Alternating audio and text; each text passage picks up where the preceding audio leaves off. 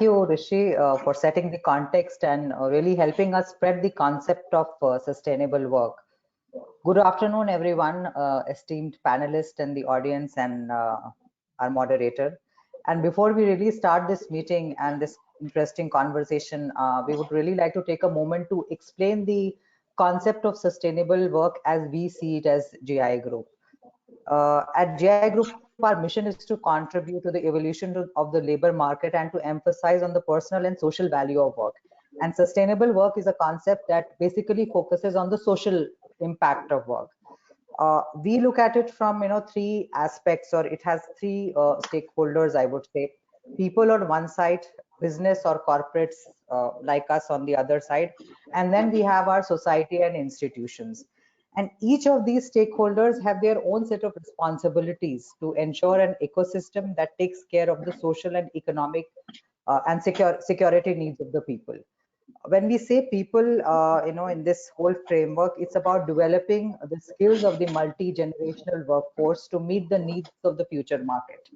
When we say organization, it's the way we see it, it's about innovation of operating models and management in response to the changed environment. And when we say society and institutions, it's primarily about creating an inclusive workforce.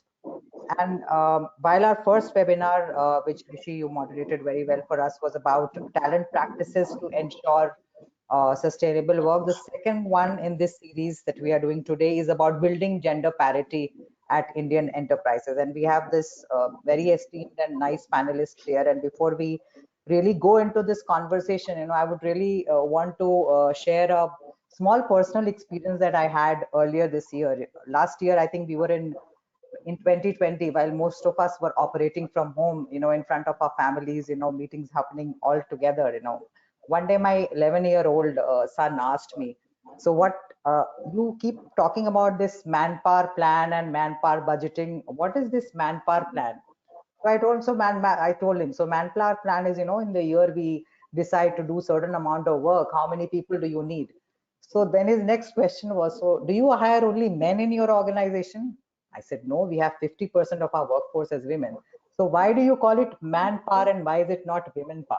So it was a very small but a very, very insightful observation, I would say. And that got me to the thinking that, okay, but probably for our own, I think HR terminologies, we need to make it more gender neutral so that, of course, that's one aspect, because we don't realize it's so naturally ingrained in the whole ecosystem. And that could be one reason why we are still struggling to maintain gender parity in our country. So with that, I would want to hand over the stage to Rishi. And thanks again to